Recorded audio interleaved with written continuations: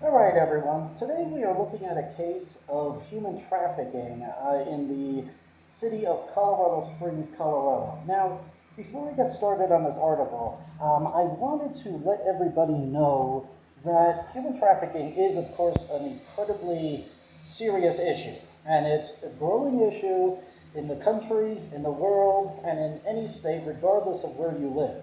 However, the unfortunate reality is that authorities and even the mainstream media nowadays seem not to be interested in reporting all the facts of human trafficking, whether it's a particular case or necessary facts that the public needs to know. It's really disappointing and disheartening and a bit unsettling when we're not getting all the information that we need in order to understand what to look for and how to go about as citizens combating this very critical problem in the world today. But that being said, I wanted to give a brief definition and understanding of what human trafficking is so that people understand a little bit more clearly what it is that they are dealing with and why this is such a critical issue to understand. Basically, what human trafficking is it's where there is force, fraud, or coercion used in order to lure somebody, an innocent victim, into the situation of operating under sexual or labor services. Okay, a formal and an official definition of human trafficking is that it involves the use of force, fraud, or coercion to obtain some kind of labor or commercial sex act. In some cases, traffickers trick, defraud, or physically force their victims into selling sex. Okay?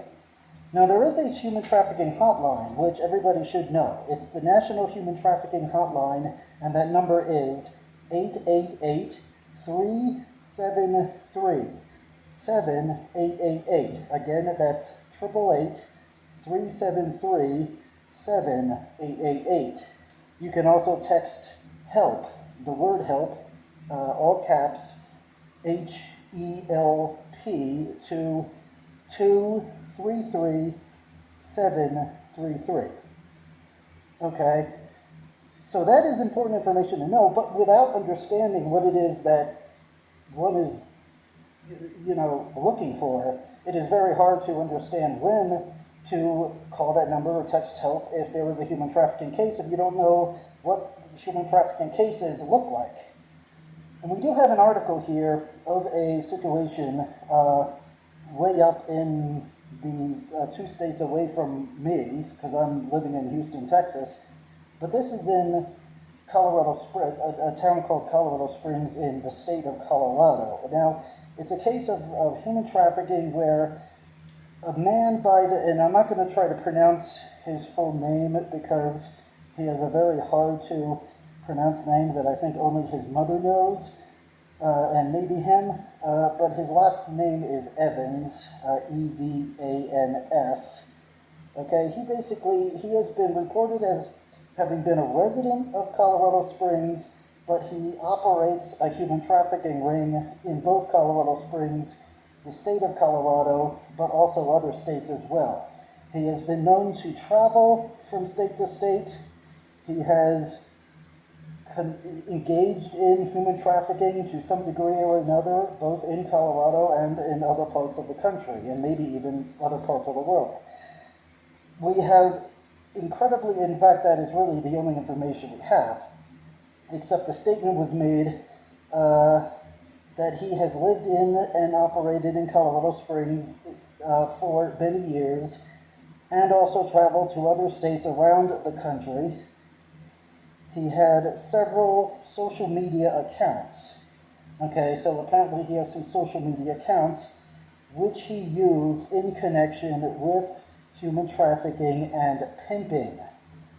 So he was involved in the human trafficking business, but also involved in pimping, which of course, part of human trafficking does involve pimping when it pertains to sex trafficking, okay, luring victims into sexual services Oftentimes, it's a form of prostitution where there is a pimp involved.